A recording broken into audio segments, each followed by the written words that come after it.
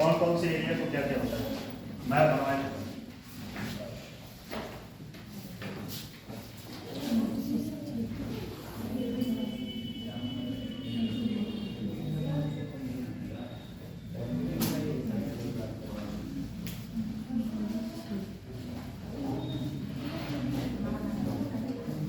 RL के अनुसार उत्तर प्रदेश की जलवायु, ठीक है, इसके अनुसार आरएल के अनुसार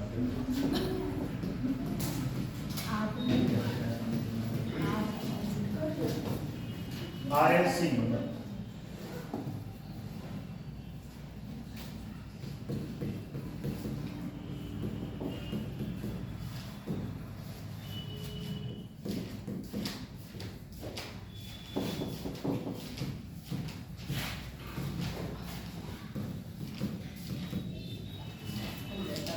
कितने पार्ट में डिवाइड किया, कौन बता सकता है? 5 पार्ट। कौन कौन से पार्ट थे?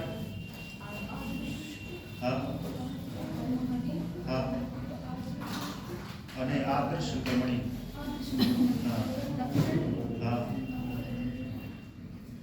एक कौन सा होता है बताइए, एक कौन सा नीचे का आद्र उपोष क्रमणी, ठीक है। तो जैसा कि आप लोगों को स्थिति तो पता है कि आज उस स्थिति के प्रॉपर्टीज को समझेंगे, ठीक है, कि उसका प्रॉपर्टीज क्या है और उस एरिया में क्या टेम्परेचर रहता है, वहाँ बारिश क्या होता है कितना, और उस एरिया में कौन कौन से क्षेत्र आते हैं, ठीक है, कौन कौन से क्षेत्र आते हैं। तो आज और ये क्वेश्चन बना हुआ भी है, आज अभी क्वेश्चन लिखवा देंगे।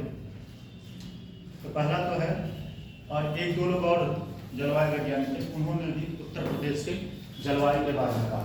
सबसे पहले कोपेनहेगन, नाम सुने नहीं? कौन नाम सुना? एक के बारे में प्रीलिम्स में वो क्वेश्चन आया। दूसरा आया वेद, ये भी उत्तर प्रदेश की जलवायु के बारे में। तीसरा जो है RLL सिंह, ठीक। हर जितने भी जलवायु वैज्ञानिक थे, इन लोगों का अलग अलग अपना अपना एक मत था, ठीक है। ये 3 लोग थे। कोपेनहेगन ने जो है उत्तर प्रदेश के जलवायु को उत्तर प्रदेश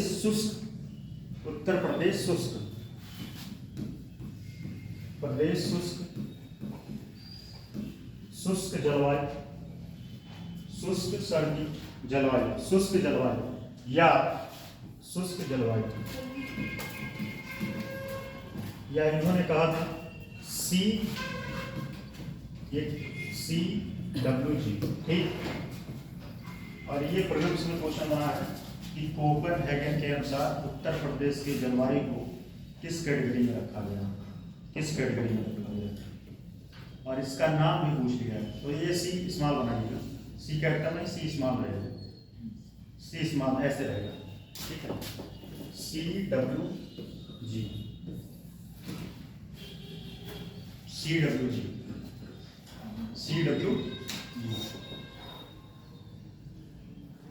ठीक।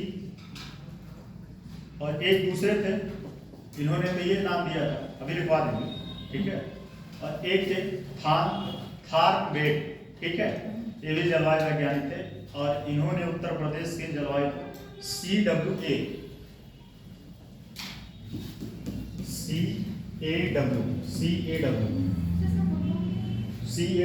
ये कैटेगराइज किए हैं, ठीक है, कैटेगराइज किए हैं और इसी का ये शॉर्ट फॉर्म है।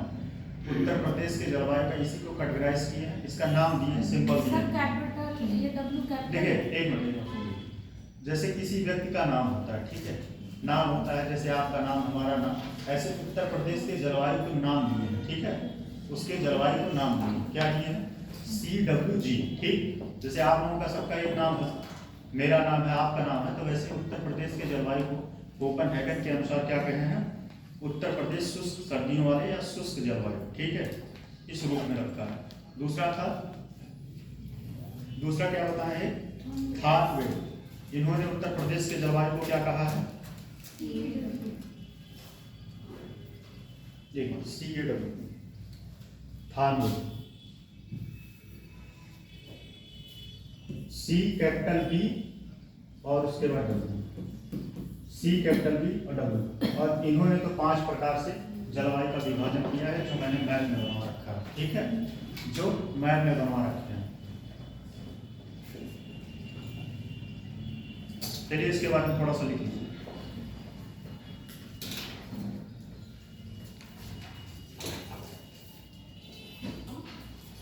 विभिन्न विद्वानों ने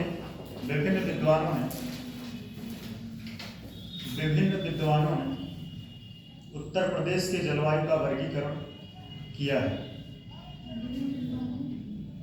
उत्तर प्रदेश के, अब इसके बाद एक बात और बता दें, इसके बाद सब फैक्ट है ज़्यादा। इसके बाद एनवायरमेंट टेक्नोलॉजी है, उत्तर प्रदेश के अभ्यारण्य पढ़ने हैं, और उत्तर प्रदेश के अभ्यारण्य के बारे में सब उसमें फैक्ट दिया हुआ है ज़्यादा से ज़्यादा, ठीक है। तो विभिन्न विद्वानों ने उत्तर प्रदेश की जलवायु का वर्गीकरण किया। कोपेनहेगन के अनुसार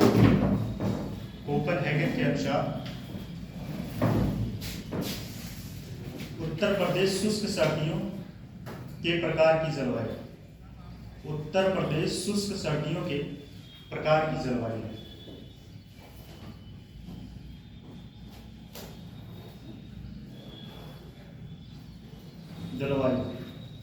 जिसका नाम क्या दिए थे, CWG, ठीक है, के अंतर्गत रखा, CWG के अंतर्गत रखा। जबकि वहीं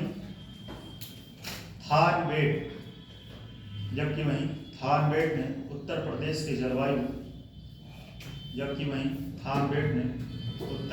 के जलवायु को शीतोष्ण। आप लोग कहाँ रहते हो, क्या समस्याएं हैं जीवन में, इतना लेट क्यों आ रहे हो? 9:45। जबकि वहीं थारवेड के अनुसार, दोनों लोग इतने टेंशन में मार करते आ रहे हो क्या रास्ते? दोनों लोग मार करते आ रहे हो क्या रास्ते, इतने टेंशन में हैं? जबकि वहीं थारवेड के अनुसार, वो भी बन जाओ, खूब पैसा मिलेगा,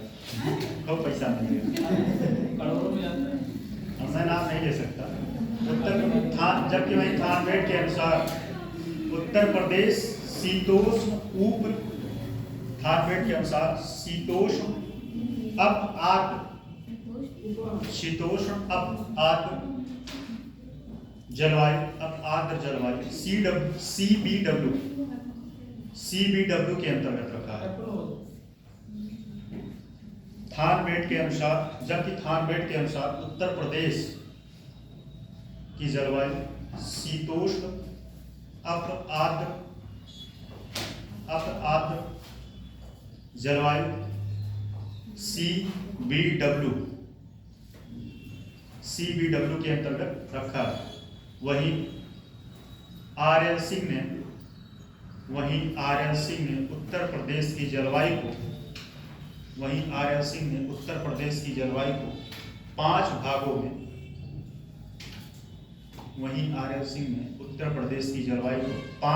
में, विभाजित किया, ठीक है, जो आप लोगों को पता है, ठीक। ये 5 जलवायु के बारे में समझ लेंगे, ठीक है, उसके बाद लिखिए।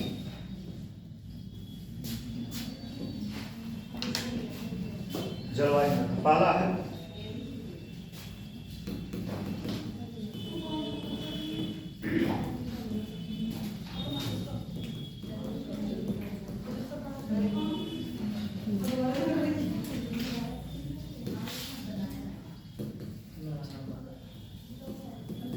RM के अनुसार, ठीक। पहला है आर्द्र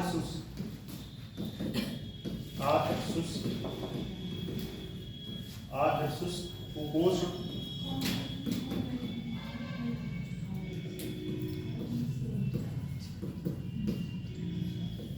कटिबंधी जलवायु।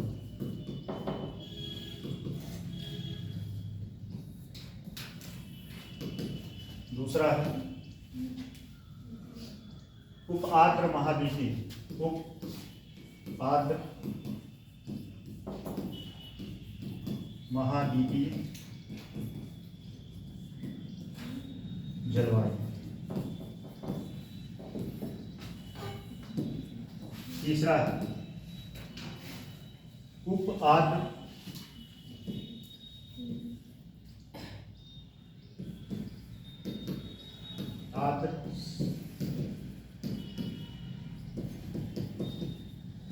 संक्रमणीय जलवायु, उपाद संक्रमणीय जलवायु,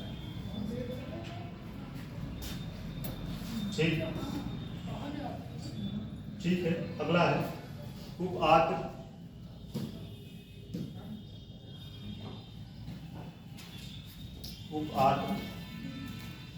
कहाँ गए आर्द्र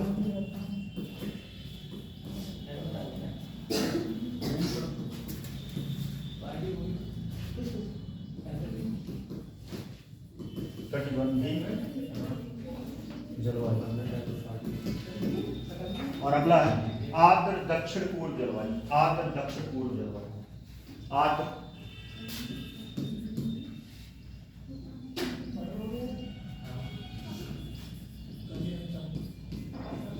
दक्षिण पूर्व जलवायु। ये 5 भागों में डिवाइड किए, ठीक है, 5 भागों में डिवाइड किए। उप आर्द्र उष्ण कटिबंधीय जलवायु, तीसरा उप आर्द्र उष्ण कटिबंधीय जलवायु, उप आर्द्र उष्ण कटिबंधीय जलवायु। हाँ, आर्द्र दक्षिण पूर्व, आर्द्र दक्षिण पूर्व जलवायु। ये किसके अनुसार है? और ये क्वेश्चन एग्जाम में बना हुआ RL सिंह के अनुसार, और पूछा RL सिंह के अनुसार उत्तर प्रदेश के जलवायु का वर्णन, ठीक। अब चलिए एक एक को समझते हैं, ठीक है। पहले तो बताइए, जैसा कि मैप में देखिए, मैप में ये वाला एरिया कौन सा है? मैप में बनाया था, छोटा मैप हमसे बनता नहीं।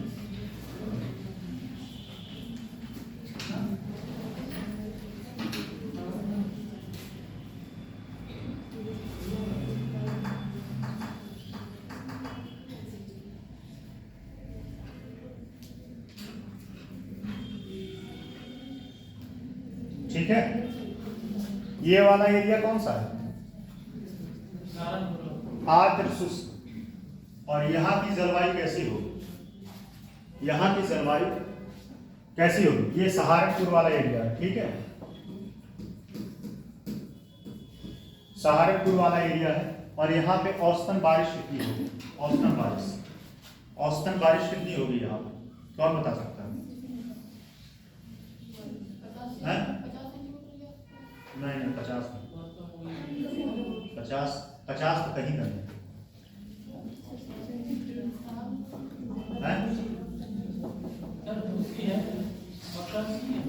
किसका? नहीं, इस एरिया में कौन सा है?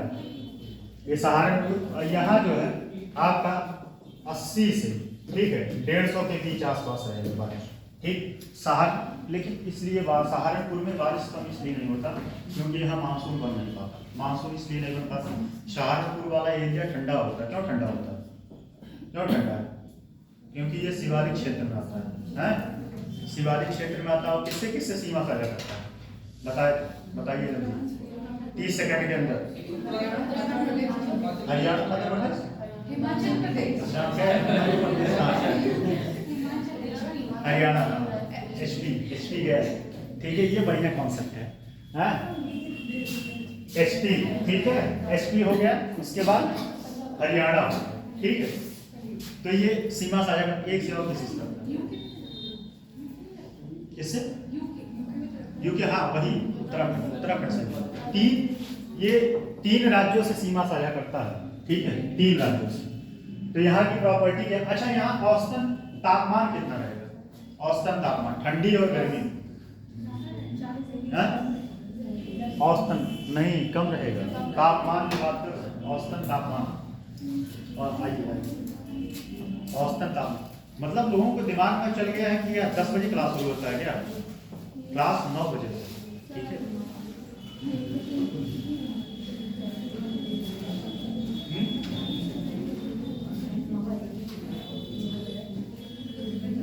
कौन कौन से एरिया इसमें आएंगे? कौन बता सकता है? सहारनपुर, ठीक है, और कौन सा है? गाजियाबाद, ठीक, बागपत नगर, ठीक है, ये सब एरिया। सहारनपुर, गाजियाबाद, बागपत नगर है, मुजफ्फरनगर, सही, मुजफ्फरनगर, ये सब। हाँ, शामली, क्या वो? शावड़ी नहीं, शावड़ी किसी मूवी में नाम था, किसी का एक्टर का। हाँ, अभी तो जो आया था पुष्पा, उसी में नाम था उसका। तो ये, हाँ, ये भी बढ़िया कॉन्सेप्ट है याद करने का। ये सब एरिया क्या है? सहारनपुर,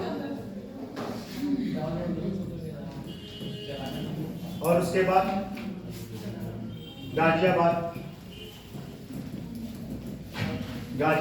आदि जिले जो है इसमें आते हैं। और यहाँ का औसतन, ध्यान दीजिए, यहाँ औसतन बारिश कितना होता है? औसतन बारिश यहाँ जो है कम होता है, ठीक है। औसतन बारिश, जिसने 50 कहा था, 50 कहा था, कौन 50 बोला था? 50 बोले तो सही था, लेकिन और भी कम। लेकिन हाँ, सिर्फ सहारनपुर वाले एरिया में कम बारिश होता है, बाकी और जगह नहीं। हाँ, 35 से 50, सही है, 35 से 50 के बीच सहारनपुर में होता है। इसके पीछे का लॉजिक ये है, क्यों बारिश कम होता है? क्यों बारिश कम होता है? जैसे कि दक्षिण पश्चिम मानसून के कॉन्सेप्ट पता होगा तभी पता चलेगा कि बारिश क्यों कम होता है। जब उत्तर प्रदेश से मानसून उठता है दक्षिण पश्चिम, ठीक है, तो ये जाते जाते ये पूर्व में, और यहाँ पूर्व में जाते जाते यहाँ तक आते आते आर्द्रता लगभग कम हो जाता है, ठीक है। और कम होने की वजह से बारिश कम होता है, ठीक है। एक एक समझते चलिए, लिखते चलिए, नहीं तो फिर टाइम। आज ये टॉपिक मुझे कंप्लीट करना, आज एनवायरमेंट में एंट्री करना है।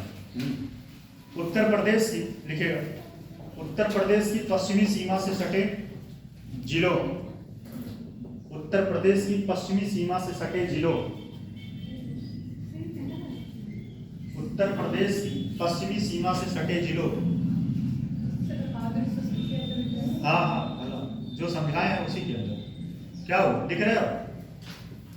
उत्तर प्रदेश की पश्चिमी सीमा से सटे जिलों का पश्चिमी भाग इसके अंतर्गत आता है, पश्चिमी भाग इसके अंतर्गत आता है। इसमें सहारनपुर का पश्चिमी भाग, इसमें सहारनपुर का पश्चिमी भाग,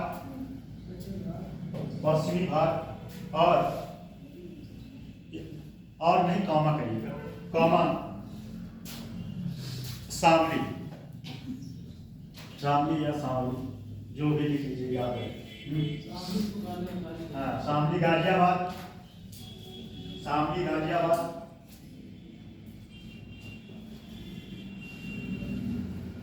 ठीक, बागपत नगर, अलीगढ़,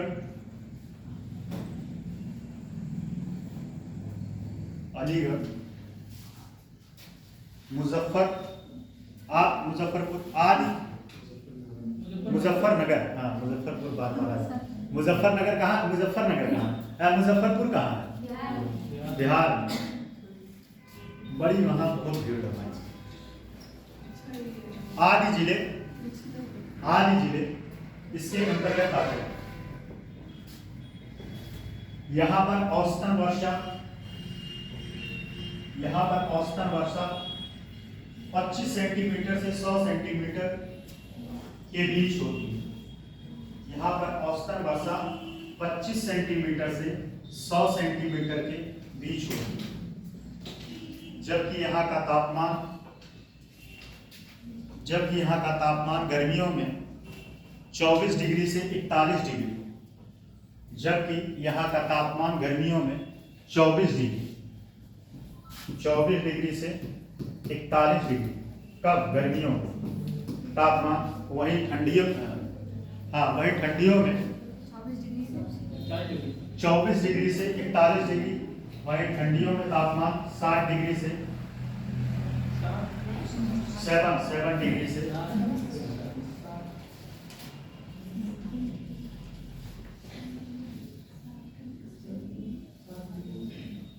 7 डिग्री से 15 डिग्री के आसपास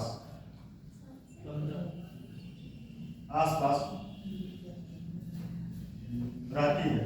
ठीक है, रहती है। ठीक, तो ये तो आपका आर्द्र शुष्क हो गया। अब अगला है उप आर्द्र महाद्वीपीय। ठीक, उप आर्द्र महाद्वीपीय में कौन कौन से जिले हैं? इसका एक, अगर इसमें हम उप आर्द्र महाद्वीपीय यही था ना, ये वाला है, इसमें कौन कौन से जिले हैं?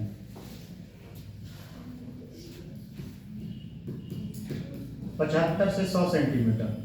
ठीक, उप आर्द्र महाद्वीपीय कौन कौन से हैं बताइए? 75 से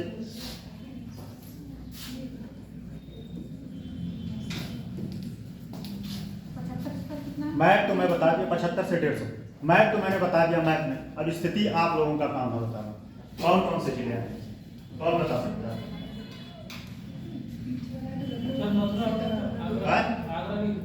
हाँ, मथुरा। ठीक है, मथुरा और मथुरा आगरा नीचे वाला जो भाग है कुछ है। ठीक, नीचे वाला भाग। यहाँ पे औसतन तापमान लिखिए इसके बारे में। हाँ, उपार्द्र वही लिखिए। क्या कहें? उप आर्द्र महाद्वीपीय ना, उपार्द्र। ये सुनिए, देखिए ये वाला, ये थोड़ा सा यहाँ तक एरिया कवर करेगा। ठीक, इसमें हाँ, आगरा आएगा। उसके बाद देखो क्या हुआ, हाँ भाई, वो एक एग्जाम्पशन है कि आप जो है इमेज दिमाग में बना लीजिए। अब मैं इतना वो स्केल लेके नहीं बैठा हूँ कि यहाँ इतने सेंटीमीटर से इतने सेंटीमीटर तक है। हाँ, ठीक है। और एक बात और बताएं, ये वाला पश्चिमी एरिया है, कौन सा है? सहारनपुर का पश्चिमी एरिया। ठीक, देखिए। और एक बात और है, जब आर्यन का पूछेगा विभाजन तो ये मैप जरूर बनाइएगा और इस सारे टॉपिक के बारे में 2-2, 3-3 लाइन जो प्रॉपर्टी लिखवा रहे हैं उसके बाद आप निष्कर्ष देंगे। ठीक है, लिखिए अगला। इसके अंतर्गत पूर्वी उत्तर प्रदेश, एक मिनट, उत्तर प्रदेश का ऊपरी गंगा, देखिए उत्तर प्रदेश का ऊपरी गंगा का मैदान क्षेत्र,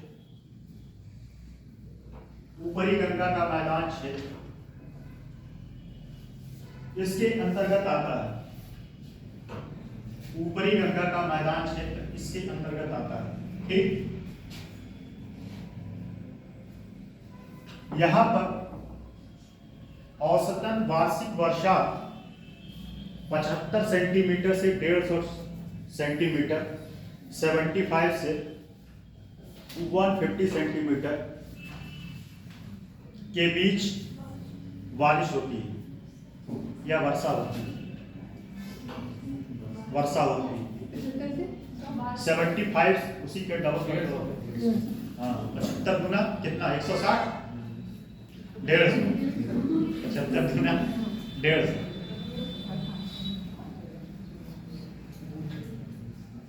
के बीच होती है। जबकि वही तापमान गर्मियों में 40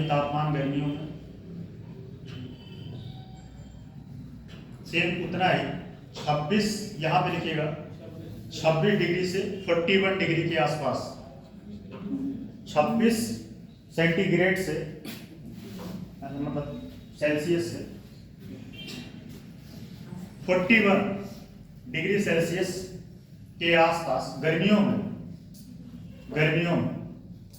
और ठंडियों में कितना होगा, ज्यादा होगा कि कम होगा है?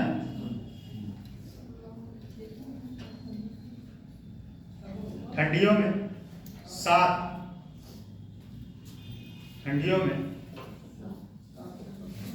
7 डिग्री सेल्सियस से 15 डिग्री सेल्सियस के आसपास रहता है।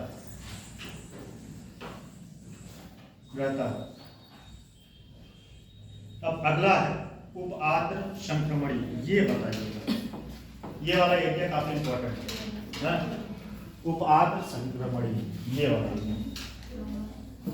मैं इधर उधर थोड़ा सा गोला हो सकता है? तो बताओ इसमें कौन कौन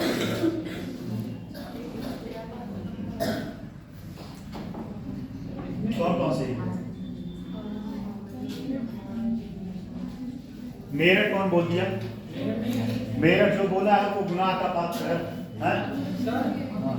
गोरखपुर साइड आएगा। हाँ एकदम सही, गोरखपुर साइड आएगा। ठीक है, गोरखपुर और उसके आसपास के एरिया। यहाँ पर औसतन तापमान कहाँ है? यहाँ औसतन तापमान, औसतन वर्षा कितना? 100 से 200 सेंटीमीटर तक। ठीक, 100 से 200 सेंटीमीटर के आसपास रहता है औसतन वर्षा। ठीक है, अच्छा एक चीज बताओ, ये औसतन वर्षा का मापन कौन करता है? वर्षा का मापन कौन करता है? दो सखी लोग क्या बात कर रहे हैं? दोनों लग रहा है कम कुंभ मेले पिछड़े महाकुंभ में भद्र मच गई है।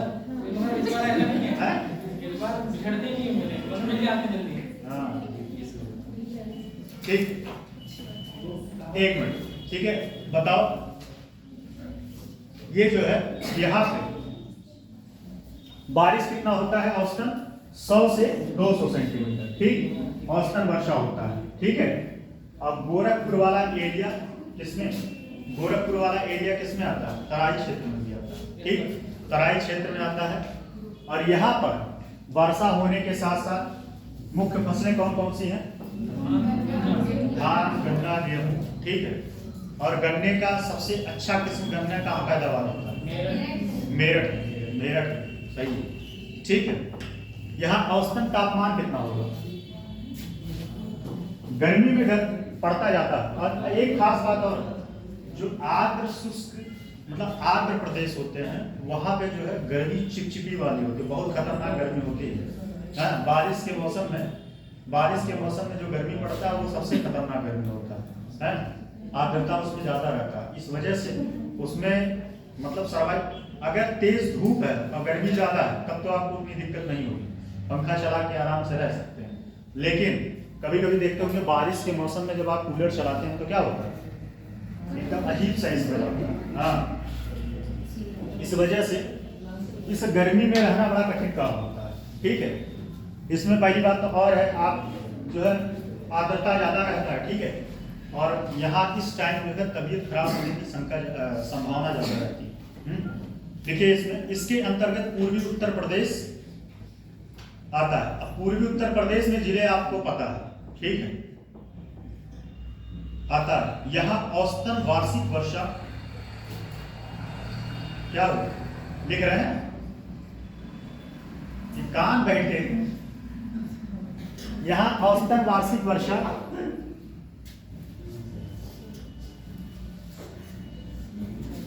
औसतन वार्षिक वर्षा 100 से 200। हाँ, एक क्वेश्चन मैंने पूछा था, क्वेश्चन ये पूछा था कि औसतन वार्षिक वर्षा जो होती है यह कौन जो है जारी करता है? इसका कौन जारी करता है? कौन जारी करता है बताइए आप। IMD, उसका फुल फॉर्म क्या है? देख के बता।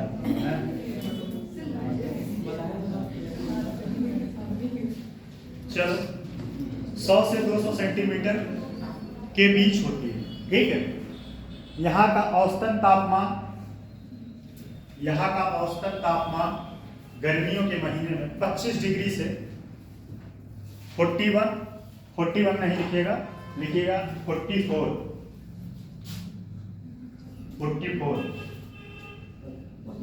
अच्छा, एक ट्रिक और आप लोगों को बता दें, इस डाटा के चक्कर में मत पड़ना जब पेपर लिखना, ठीक है। ये टेम्परेचर मत लिखना, वहां बस इतना लिखना कि जो है कि गर्मियों में तापमान ज्यादा रहता है और ठंडियों में तापमान कम रहता है। इस डाटा के चक्कर में मत पड़ना, नहीं तो इधर उधर रहेगा तो एग्जामिनर जो है छल्ला जाता है। इसको डाटा भी नहीं पता है, लिख भी दिया। तो इस वजह से जलाने मतलब जानते हो नहीं क्या होता है, कौन बता सकता है? गुस्सा। हाँ, तो औसतन टेम्परेचर गर्मियों में कितना होता है? 26 से लेके 44, जबकि 26 से 44 के आसपास। जबकि ठंडियों में टेम्परेचर 9 डिग्री से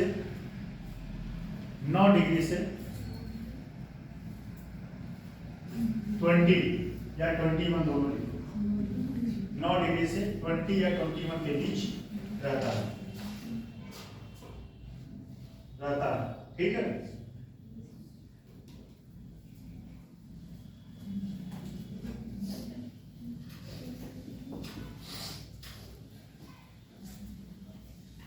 तो ये आपका हो गया। इसमें जिले आप एक बात और ध्यान दीजिएगा, जब आप क्वेश्चन ये लिखेंगे तो मैप जरूर बनाइएगा, अगर हो सके तो एक आध 2 जिले का मेंशन कर देना, ठीक है। अगर आपको एग्जैक्ट पता है, नहीं पता है तो सिर्फ ये स्थिति लिखना, आर्द्र उष्ण, और लिख के निकल लेना। अगर एग्जैक्ट मतलब लोकेशन पता है कि गाजियाबाद कहाँ है, गोरखपुर कहाँ है, तभी मेंशन करना। हाँ, नहीं तो एग्जामिनर के गुस्से का शिकार हो जाओगे आप और उसका भरपाई करना पड़ेगा, ठीक है। नेक्स्ट है उष्ण आर्द्र और उष्ण कटिबंधीय क्षेत्र। उष्ण आर्द्र और उष्ण कटिबंधीय क्षेत्र। आर्द्र और उष्ण कटिबंधीय क्षेत्र, इसमें कौन से एरिया है, कौन बता सकता है? उष्ण आर्द्र और उष्ण कटिबंधीय क्षेत्र ये वाला एरिया है, और ये कौन सा है? हाँ, ललितपुर, ठीक। और उष्ण आर्द्र और उष्ण कटिबंधीय क्यों कहा गया? आर्द्र क्यों? क्योंकि ये एरिया थोड़ा सा यहाँ से टच करता है और नीचे है ही, ठीक है। तो यहाँ पर औसतन वर्षा और गर्मी कितनी हो सकती है? ये वाला एरिया कौन सा? ये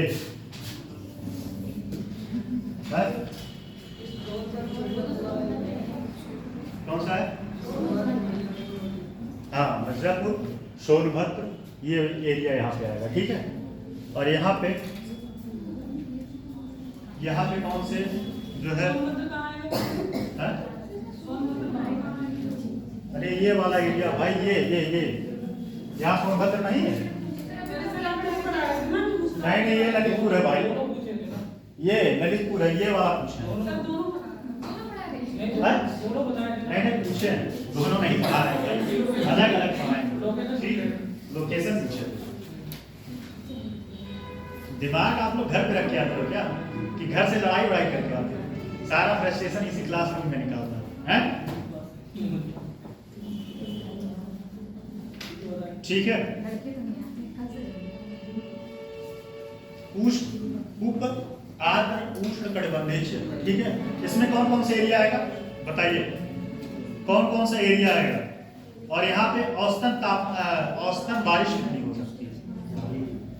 औसतन बारिश, चलिए तेज प्रकाश जी बताएगा।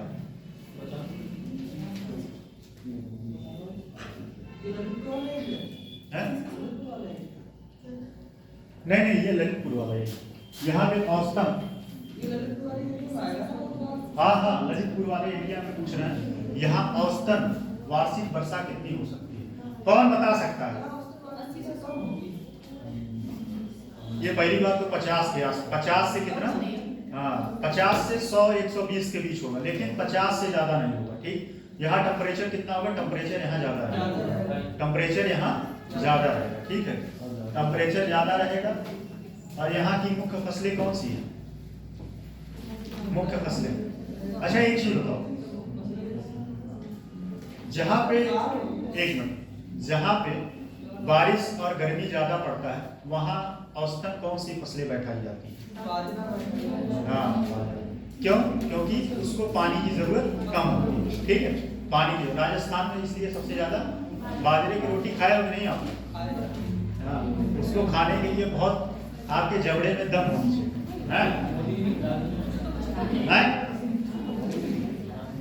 ठीक, देखो ये एरिया आपका है। ठीक है, इसके अंतर्गत उत्तर प्रदेश का ललितपुर, इसके अंतर्गत उत्तर प्रदेश का ललितपुर आता है। इसके अंतर्गत उत्तर प्रदेश का ललितपुर आता है और उसके आसपास के जिले। यहां पर औसतन वार्षिक वर्षा, यहां पर औसतन वार्षिक वर्षा 50 से 100 सेंटीमीटर के बीच होती है, जबकि गर्मियों में तापमान यहाँ का 26 से लेके 45 के आसपास, 26 से लेके 45 के आसपास, और ठंडियों में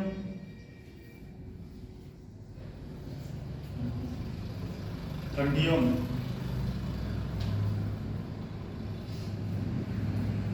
में 8 से 15 के आसपास, 8 से 15 के आसपास तापमान रहता है। क्या हुआ? 8 से 15 के आसपास तापमान रहता है। ठीक, अब लास्ट है पचवाना कौन सा क्षेत्र है? हाँ, 8। और एक बात बताइएगा, ये वाला एरिया है, यहाँ पे किस प्रकार के वन पाए जाएंगे?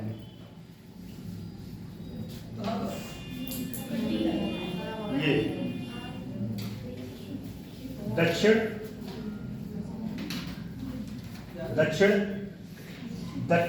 आर्द्र दक्षिण पूर्व जलवायु। ठीक, यहाँ पे बारिश कितनी हो? औसतन बारिश।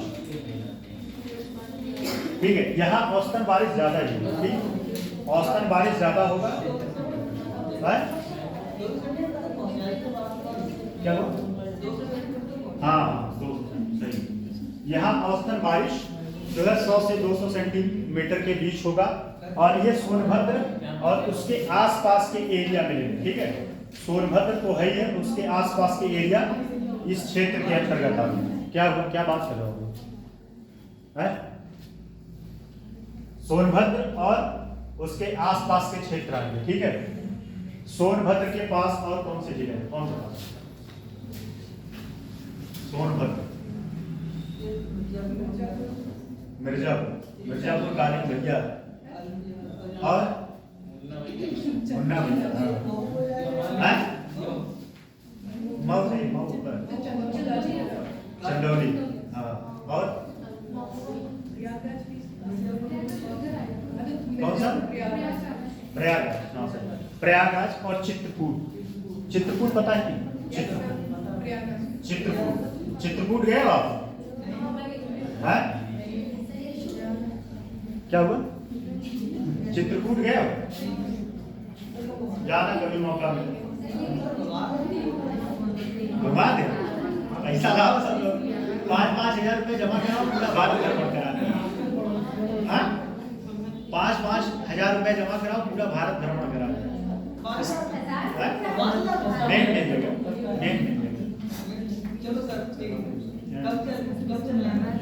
क्लास कंप्लीट होने के बाद मेन मिल जाएगा। अब मेन मेन जगह कैसे क्या हुआ, मथुरा हुआ, फिर उसके बाद जो है और बनारस हुआ, ठीक।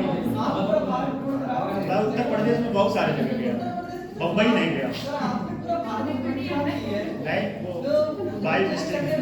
अच्छा एक और बचा है, थोड़ा कंप्लीट कर लो, उसके बाद ये टॉपिक कम से कम कंप्लीट हो जाए, ठीक है।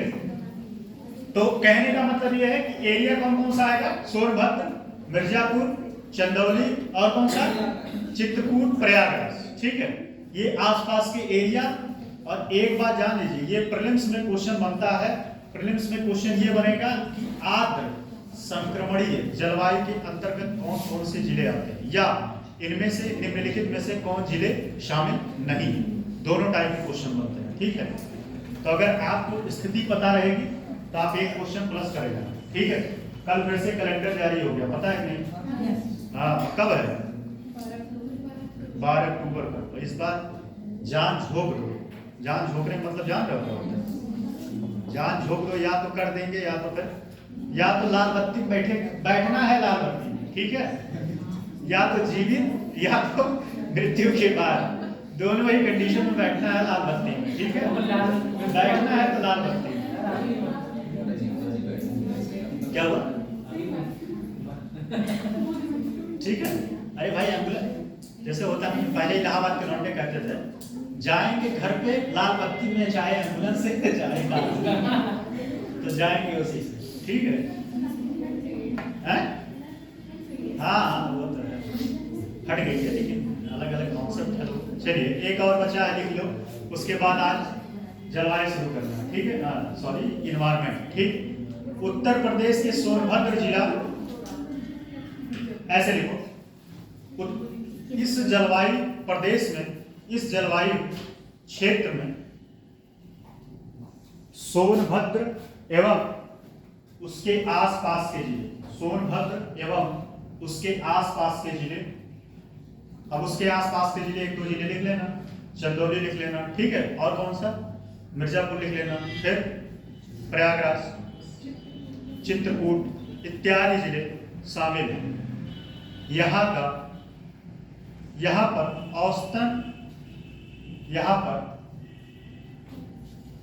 औसतन वार्षिक वर्षा 100 से 200 सेंटीमीटर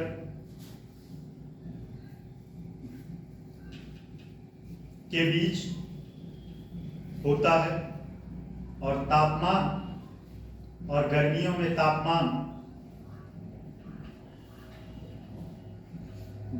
तापमान 26 से 35 डिग्री सेल्सियस के आसपास, 26 से 35 डिग्री सेल्सियस के आसपास, जबकि ठंडियों में टेम्परेचर वही लिखना 6 से 8 के आसपास, सॉरी 6 से 14-15 जो भी लिख लेना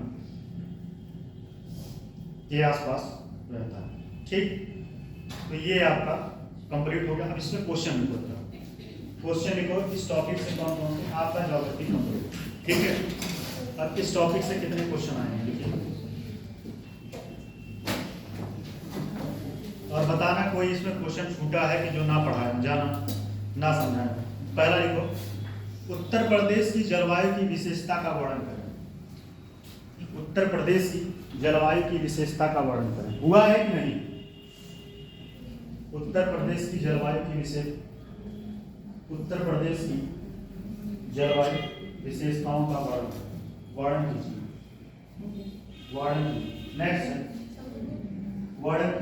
नेक्स्ट उत्तर प्रदेश में वर्षा के वितरण क्षेत्र का उल्लेख कीजिए। यह हुआ है कि नहीं? कौन बता सकता है? कौन कौन सा क्षेत्र बताया? बुंदेलखंड क्षेत्र बताया, उल्लेख कीजिए। अगला है, उत्तर प्रदेश के संदर्भ में RL सिंह,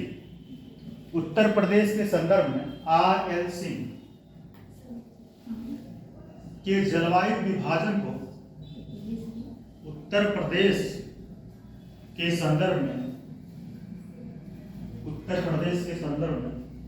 R.L. सिंह के जलवायु, उत्तर प्रदेश के संदर्भ में R.L. सिंह के जलवायु विभाजन को विस्तार से समझाएं। विभाजन को विस्तार से समझाएं। ये सारे पांचों पॉइंट आप लोगों को लिखने पड़ेंगे, ठीक है। एक और लिखिए, उत्तर प्रदेश में दक्षिण पश्चिम मानसून के प्रभाव की व्याख्या कीजिए।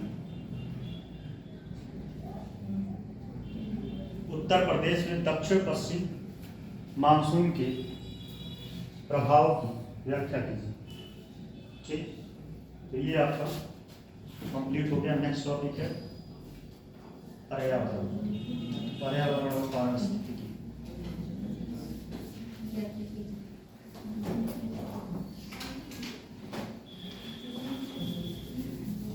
पर्यावरण और पारिस्थितिकी।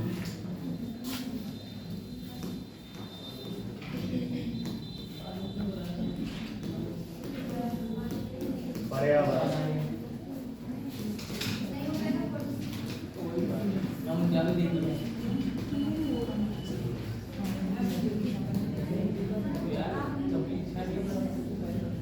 पारिस्थितिकी तंत्र।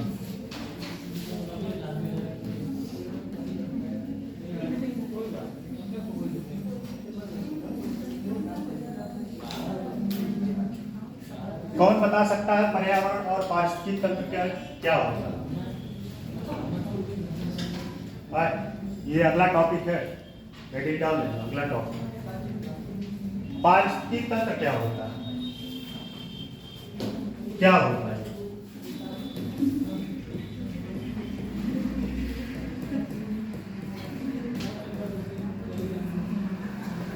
बताइए आप दोनों को क्या होता है? चलिए आप ये पूछते हैं, बताइए पारिस्थितिकी तंत्र क्या होता है? Environment politics. पारिस्थितिकी तंत्र क्या होता है? बताइए क्या होता है? मैं क्या बताऊं?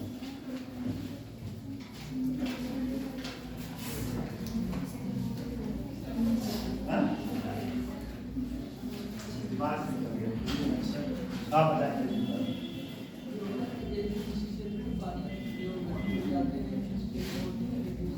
अच्छा, एक एग्जाम्पल होता है, ये बॉटल जो है क्या पारिस्थितिकी तंत्र हो सकता है?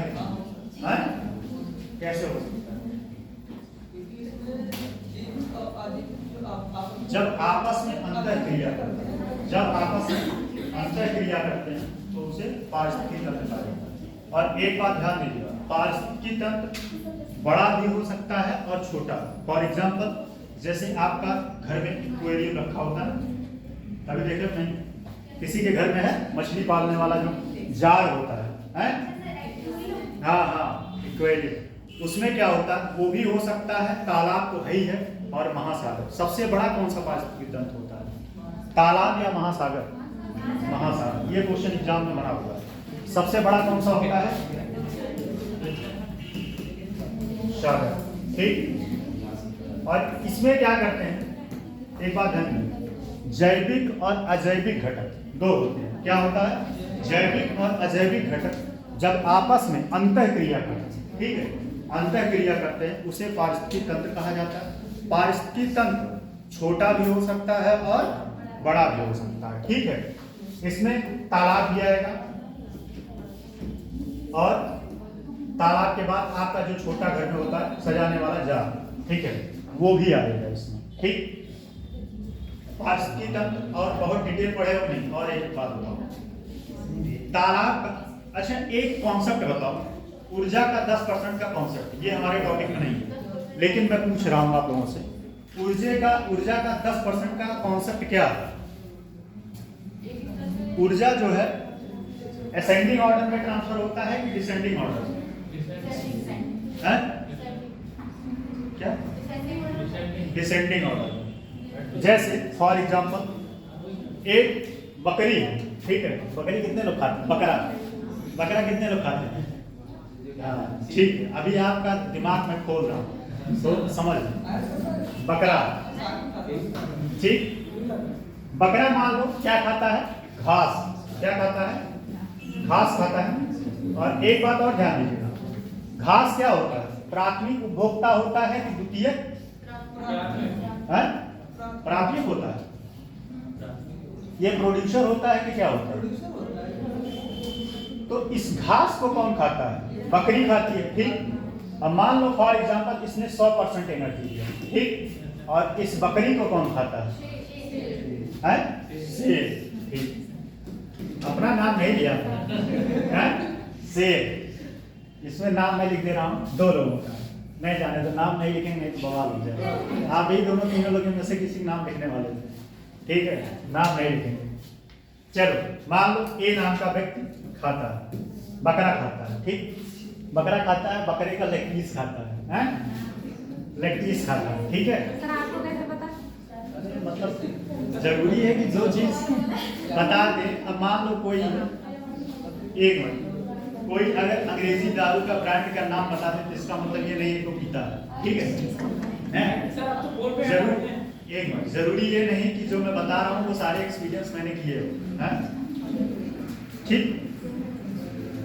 तो देखो, जब ये बकरा आप खाते हो तो आपके पास कितने परसेंट एनर्जी आता है, ऊर्जा कितना परसेंट? 10% ट्रांसफर होता है, ठीक है। कितना? 10%। और ये ऊर्जा घटता जाता है, क्या होता है, घटता जाता है। और एक बात ध्यान दीजिएगा, ये बकरा जो खाते हो, अच्छा ये एक चीज और है, इस बकरे, इस शेर का भी रोल है प्रकृति में और इस बकरे का भी रोल है। इन दोनों का अपने अपने जगह विशेष रोल है। क्या रोल है? अगर ये शेर ना हो तो बकरी और हिरण की संख्या बढ़ जाएगी, क्या होगा फिर, इन्वायरमेंट, प्रकृति क्या होगा, अनबैलेंस होने लगेगा, ठीक है। और अगर ये बकरी ना हो, एक मिनट, अगर बात कौन कर रहा है, कौन बोल रहा है? अगर ये बकरी ना हो तो ये क्या होगा, घास की संख्या बढ़ जाएगी, ठीक है। दोनों ही स्थिति में जो है प्रकृति अनबैलेंस होने लगेगा, क्या होगा, अनबैलेंस होने लगेगा। इसलिए प्रकृति को बैलेंस करने के, अच्छा एक और जीता जाता है एग्जांपल बता रहे, ये जो महामारी आता है ये भी प्रकृति को बैलेंस करता है। जैसे कोरोना आया था, कोरोना आया था जब पृथ्वी पे भार जा, पृथ्वी पर जनसंख्या ज्यादा हो जाता है तो 100 साल, 150 साल या 50 साल में एक बार कोई ऐसी घटना घटेगी तो पृथ्वी आपसे आप जो है, जितने लोग ज्यादा मात्रा में रहेंगे वो पृथ्वी से पलायन कर जाएंगे। कहाँ चले जाएंगे? परलोक पे सुधार जाएंगे, ठीक है। जैसे अभी सुनामी कब आया था भारत में, कौन बता सकता है? 2010 कौन बोला? 2004, ठीक। तो उस टाइम भी बहुत सारे लोग जो है, ये मत सोचिएगा कि ये जो है ऐसे घटनाएं घटेगी, वो कहीं ना कहीं पृथ्वी को बैलेंस करने के लिए सारी घटनाएं घटती हैं, ठीक है। अगर ये बैलेंस ना हो तो पृथ्वी पे भार बढ़ जाएगा और लोगों के लिए खाने पीने की चीज कम हो जाएगी, ठीक है। तो करता क्या है, जैसे इसमें पारिस्थितिकी में आता है, पारिस्थितिकी का मतलब यह है कि इसमें जैविक और अजैविक दोनों आपस में अंतःक्रिया करते हैं और उसे पारिस्थितिकी तंत्र कहा जाता है। पारिस्थितिकी तंत्र जो है बड़ा भी हो सकता है और छोटा भी हो सकता है, ठीक है। बड़ा हो सकता है और छोटा हो सकता है, ठीक।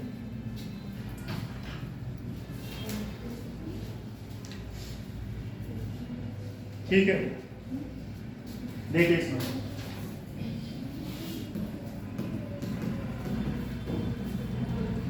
और अजय,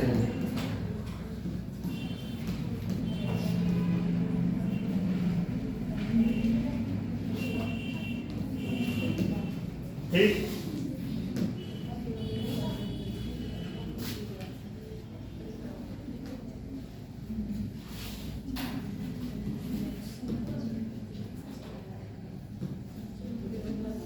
एक बात बताओ, जो उपभोक्ता वर्ग होते हैं इसमें कौन कौन से होते हैं? प्राथमिक, एक, द्वितीयक, तृतीयक और एक कौन सा होता है? सर्वाहारी। जैसे कि आप लोग महान आत्मा, सर्वाहारी, ठीक। सर्वाहारी क्या होता है? शेर सर्वाहारी नहीं होता है, हाँ सर्वाहारी। नहीं किसी का ठीक है, खाना अपना शौक है, उसमें क्या है भाई? यही लोगों की वजह से पृथ्वी चल रही है, पृथ्वी हम बैलेंस नहीं हो रहा है। हाँ ये बैलेंस कर रहे हैं, नहीं तो पृथ्वी जो है समस्याएं बढ़ जाए। तो इसमें कौन आएगा, इसमें कौन आएगा, इसमें कौन आएगा, इसमें कौन आएगा और इसमें कौन आएगा, इसमें कौन आएगा, इसमें कौन आएगा बता सकते हो? प्राथमिक उपभोक्ता कौन होता है? प्राथमिक जो सूर्य की किरणों से, ठीक है, सूर्य की किरणों से अपना भोजन बनाते हैं। और द्वितीय कौन होता है? जो इस प्राथमिक पर डिपेंड होता है। द्वितीय पे कौन आएगा? हिरण आएगा, शाकाहारी लोग होते हैं, ठीक है। और तृतीय पे कौन आएगा? अच्छा एक बात बताओ, गिद्ध किसमें आएगा? हाँ गिद्ध,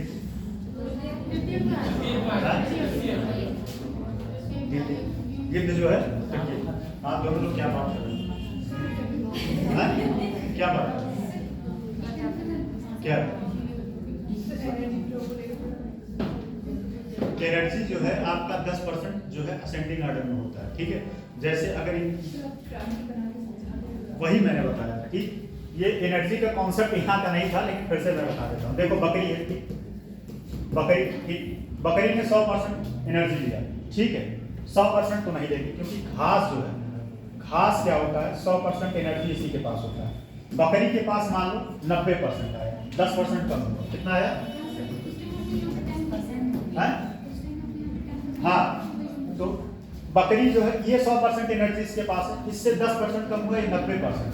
अब इसके बाद आप खाओगे, ठीक है, मतलब आप नहीं, जो भी खाए, शेर खाए, ठीक, शेर खाए, उसके पास भी 10% कम होगा, ठीक, 10% कम होगा। यही 10% का सिद्धांत है। इसको किसने दिया था? कौन बता सकता है? हाँ, और ये बहुत बार पीसीएस में क्वेश्चन पूछा होगा, लगभग 3-4 बार क्वेश्चन पूछा होगा, ठीक है। अजैविक घटक देखिए, जैविक घटक में यह हो गया,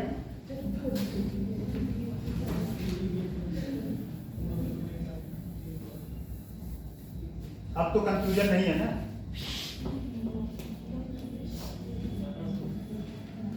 देखिए इसमें कौन कौन से होते हैं? जलवायु कारक,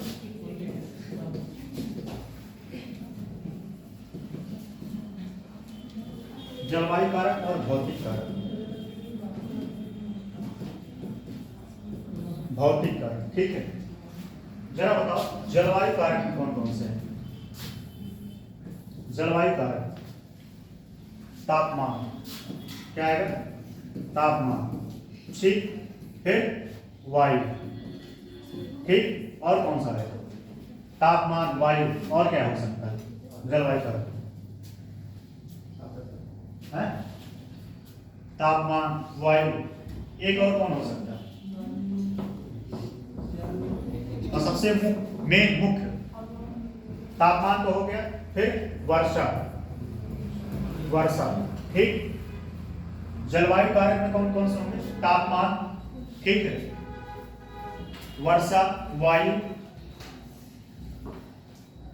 और एक और प्रकाश। और इस प्रकाश का ही सारे रोल है, ठीक, प्रकाश। तो जलवायु कारक में कौन कौन से आएंगे? प्रकाश, वर्षा, तापमान और वायु। भौतिक कारक में कौन कौन सा आएगा? भौतिक कारक कौन बता सकता है? भौतिक कारक में कौन कौन सा आएगा बताइए। एनवायरमेंट पढ़े हुए हो, हमारा डायरेक्ट टॉपिक था सिर्फ अभ्यारण्य पढ़ाना है, उत्तर प्रदेश के अभ्यारण्य, डायरेक्ट वहीं जाना था। भौतिक कारक कौन कौन से हैं? आप दोनों लोग बताएं।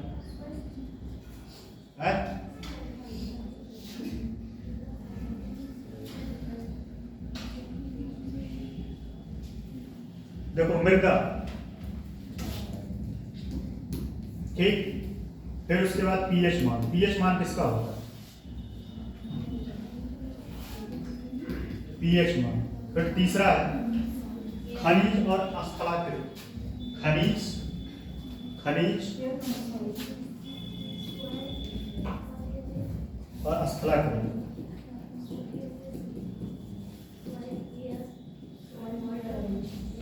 देखो भौतिक कारण में मृदा से क्या मतलब, मृदा जैसा कि आप लोगों को पता होगा, मृदा बनने का प्रोसेस बहुत लंबा होता है, ठीक है।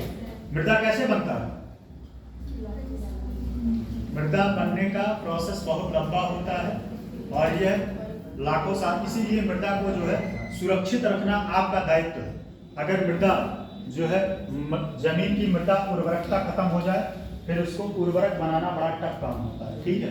और इसीलिए जैविक जो है ज्यादातर फोकस किस पे किया जा रहा है? खेती पे। जैविक किस पे किया जा रहा है? जैविक।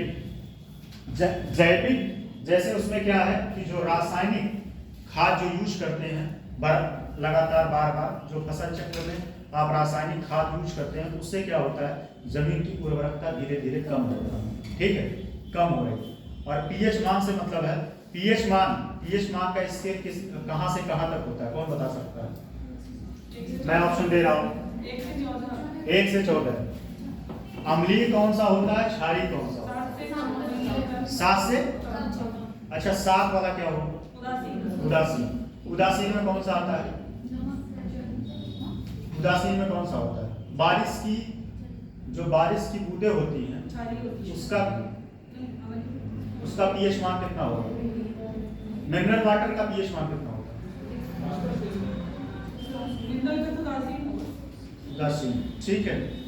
तो जो पीएच मान होता है इससे क्या होता है कि पीएच मान ज्यादा होने से वह वस्तुएं खाने के लिए योग्य ज्यादातर नहीं रहती। जैसे पानी का पीएच मान बढ़ जाए, ठीक है।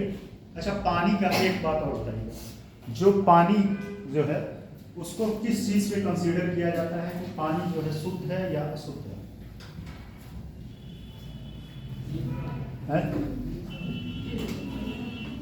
बीओडी का नाम सुना? क्या होता है? अच्छा एक बात बताओ, वाटर में ऑक्सीजन लेवल ज्यादा होगा तो पानी शुद्ध होगा कि ऑक्सीजन लेवल कम होगा तो पानी शुद्ध होगा?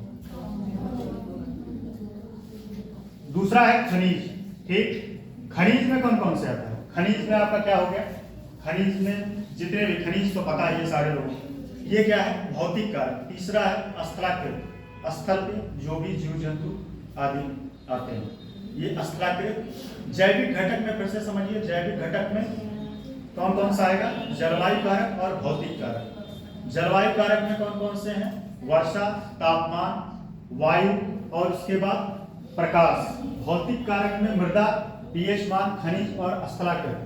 जैसा कि अजैविक में बताए, अजैविक में कौन कौन सा होता है? प्राथमिक, द्वितीयक और तृतीयक। प्राथमिक, द्वितीयक और तृतीयक, ठीक है।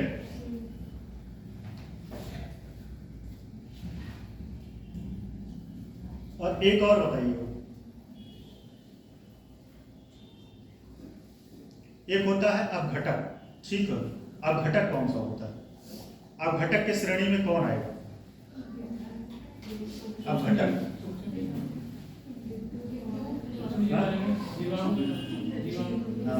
जो जैसे देखो अपघटक क्या होता है कि जो जमीन में उपस्थित होते हैं, अगर अपघटक ना हो तो जमीन में जितने भी वेस्टेज हैं वो ऐसे कैसे पड़े रहेंगे, ठीक है। अपघटक का ही काम होता है कि उसको जो है फिर से मिट्टी बना देना, अपघटक ही करते हैं, ठीक। चलो लिखो बैक्टीरिया, चलो लिखो जरा। एक पारिस्थितिकी तंत्र, परिचय में लिखिएगा। एक पारिस्थितिकी तंत्र को प्रकृति की एक कार्यात्मक, एक पारिस्थितिकी तंत्र को प्रकृति की एक कार्यात्मक इकाई के रूप में देखा जा सकता है। एक पारिस्थितिकी तंत्र को प्रकृति की एक कार्यात्मक इकाई के रूप में देखा जा सकता है, जहां जीवित जीव ब्रैकेट में लिखिएगा, उत्पादक, उपभोक्ता और अपघटक। उत्पादक, उपभोक्ता और अपघटक। एक बताइएगा।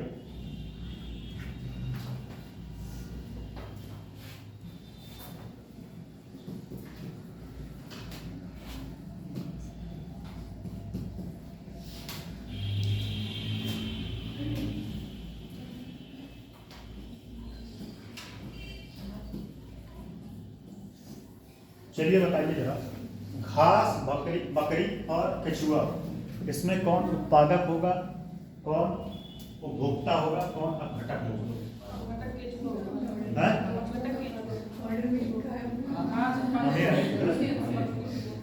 है?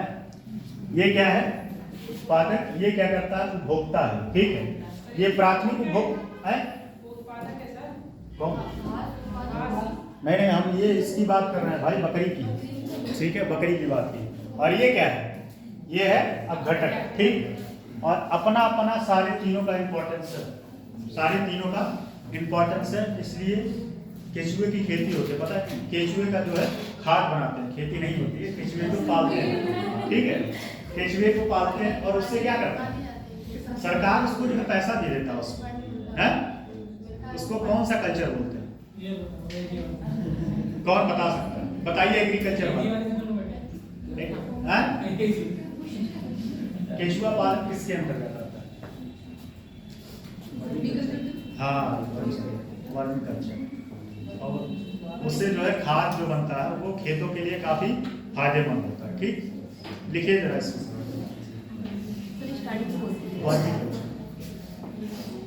एक पारिस्थितिकी तंत्र को प्रकृति की एक कार्यात्मक इकाई के रूप में देखा जा सकता है,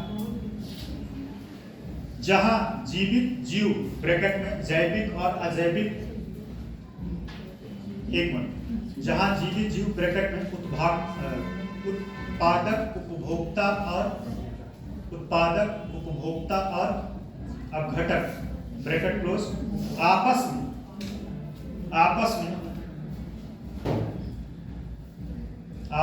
और आसपास के भौतिक वातावरण के साथ भी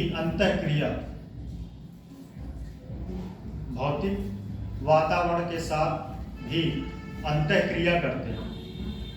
एक पारिस्थितिकी तंत्र किसी भी आकार का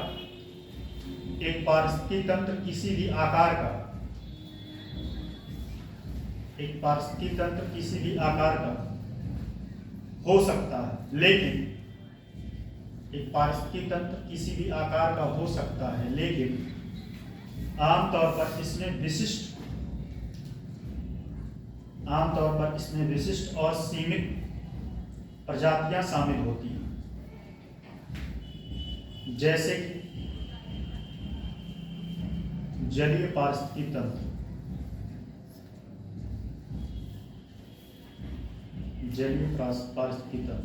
उड़गा, जैसे कि जलीय पारिस्थितिकी तंत्र,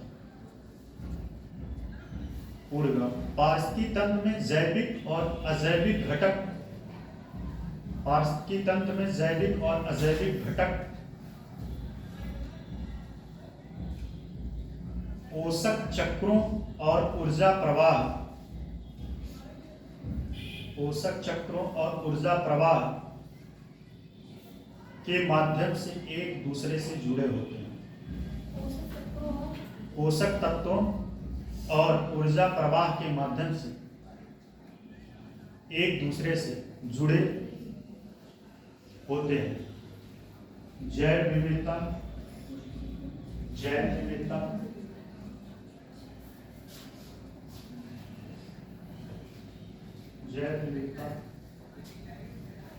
स्थलीय, समुद्री और अन्य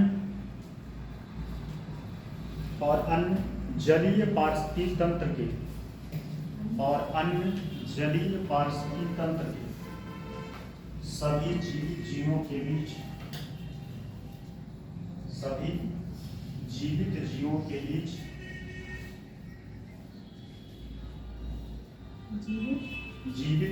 के बीच की विविधता होती है। इसमें प्रजातियों के भीतर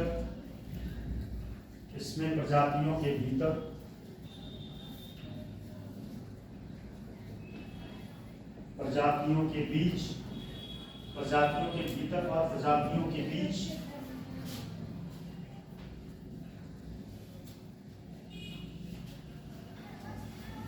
और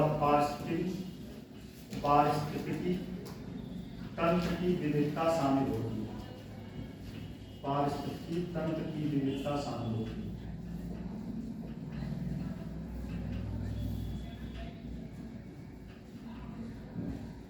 विविधता शामिल होती है। पूर्ण जैव विविधता पारिस्थितिकी, जैव विविधता पारिस्थितिकी तंत्र सेवाओं की विशाल श्रृंखला, सेवाओं की विशाल श्रृंखला का आधार प्रणाली, सेवाओं की विशाल श्रृंखला का आधार प्रणाली। ठीक, अब उसके बाद ये जो मैं बना, ये जो डायग्राम बनाए हैं उसमें ये डायग्राम डालिएगा। ठीक, अब अगला है वन पारिस्थितिकी तंत्र, वन पारिस्थितिकी तंत्र।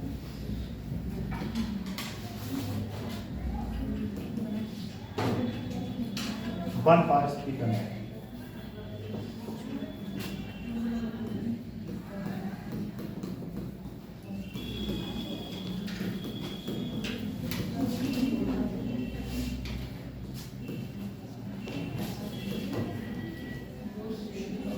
वन पारिस्थितिकी तंत्र। वन पारिस्थितिकी तंत्र हमारे जीवन के लिए अत्यधिक महत्वपूर्ण है। ठीक है, महत्वपूर्ण क्यों है? वन पारिस्थितिकी तंत्र हमारे जीवन के लिए महत्वपूर्ण क्यों है? वनों से हमें बहुत सारे फल, उसके बाद और बहुत सारी वस्तुएं हमें वनों से मिलती हैं, जैसे कि जड़ी बूटियां। ठीक है, फल मिलता है और क्या मिलता है?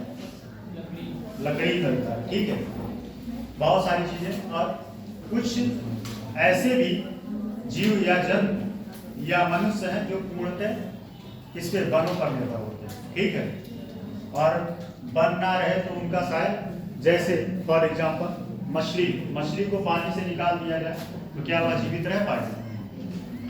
ऐसे ही कुछ जीव जंतु हैं जिनका पूरा जीवन वनों पर ही निर्भर होता है। ठीक है, और उसमें एक मनुष्य की भी प्रजाति होती है जो पूर्णतः वनों पर निर्भर होते हैं। कौन होता है?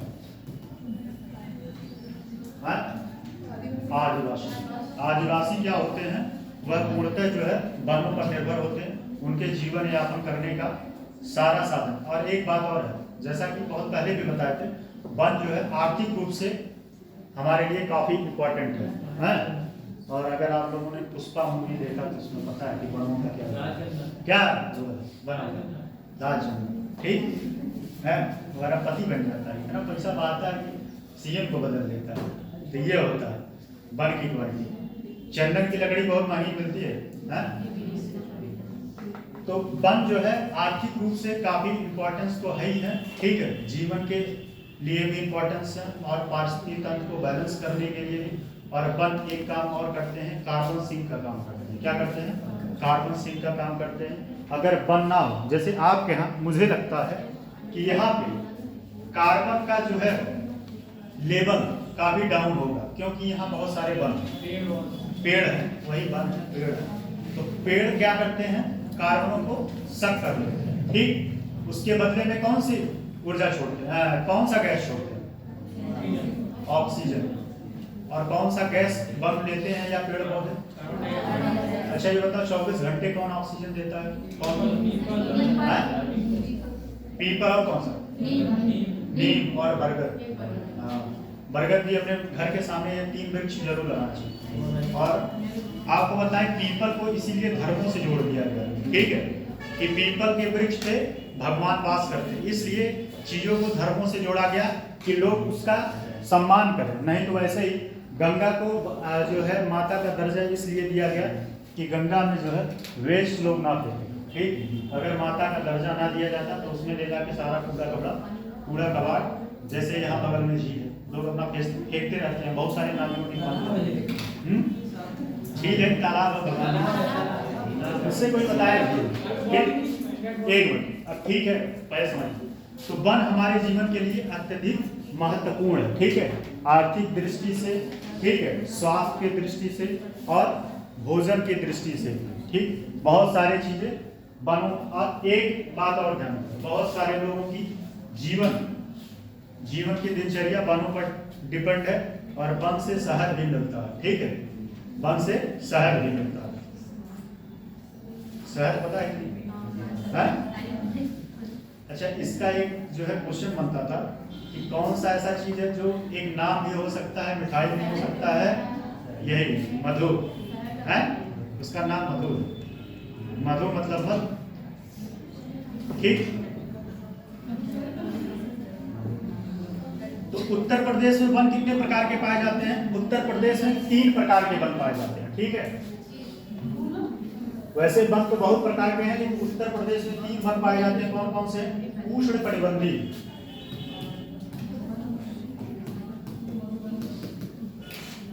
उष्णकटिबंधी, ठीक, उष्णकटिबंधी आर्द्र वन। दूसरा कौन सा है? उष्णकटिबंधी शुष्क, उष्णकटिबंधी शुष्क वन। और तीसरा कौन सा? उष्णकटिबंधी कटीले, उष्णकटिबंधी कटीले।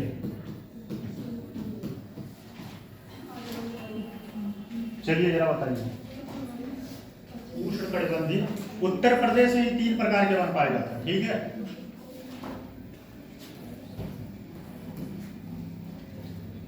ये टॉपिक समझा दे, नहीं तो फिर कल ही हमको क्या समझाना पड़ेगा। आज समझाए कि कल समझाए? कल, हाँ कल, क्योंकि कल भी फिर यहीं शुरू करना पड़ेगा। क्या हुआ? आपके बोले नहीं इसको आज की सर टाइम हो गया।